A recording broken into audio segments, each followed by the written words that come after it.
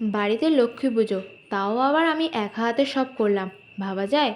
হ্যাঁ, তো চলো বাড়িতে লক্ষ্মী পুজোর দিন কী কী হলো সবটাই তোমাদের সাথে শেয়ার করব। তো চলো, তার আগে তোমরা যারা যারা আমার চ্যানেলটা এখনও সাবস্ক্রাইব করোনি তারা তারা এখনই করে দাও। তো চলো, কালী পুজোর দিন আমি সকালবেলা ঘুম থেকে উঠতেই শুনি যে এবার লক্ষ্মী পুজোর উপোস। মা আমায় থাকতে বলেছে। আমি যেহেতু থাকি না, তাই মাকে তো আমি একদমই না বলে দিলাম। কিন্তু মা তারপর বলল, আমি যদি উপোস না থাকি তাহলে বাড়িতে পুজোটাই বন্ধ হয়ে যাবে।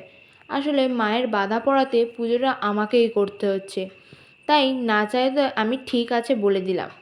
তারপর দেখো, স্নান সেরেই ঠাকুরঘরের কাজে লেগে পড়লাম। পুজোর যা যা লাগে সব কিছুই আনা ছিল, তবুও পুজোর গুছানো কি কম? তোমরাই বলো। তো দেখো, আমি যেহেতু কিভাবে কি করতে হয় জানি না, তাই যা আমায় বলে দিচ্ছিল তাই আমি করছিলাম। আর সেদিন গরমও খুব পড়েছে।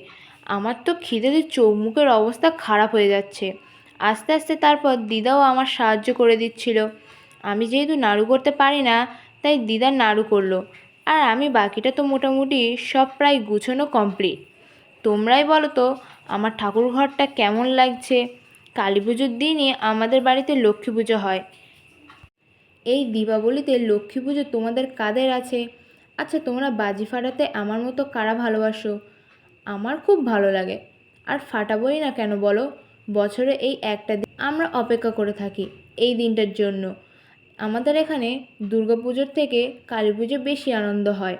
দেখো, ঠাকুরমশাই এসে গেছে, পুজো শুরু হয়ে গেছে। দিদা আর আমি যেহেতু উপোস করেছিলাম, তাই দুজন মিলে অঞ্জলি দিলাম। তো সারাদিন কষ্ট করার পর ফাইনালি সব কিছু ভালোভাবে মিটে গেল। এবার পাঁচালি পড়ার পালা।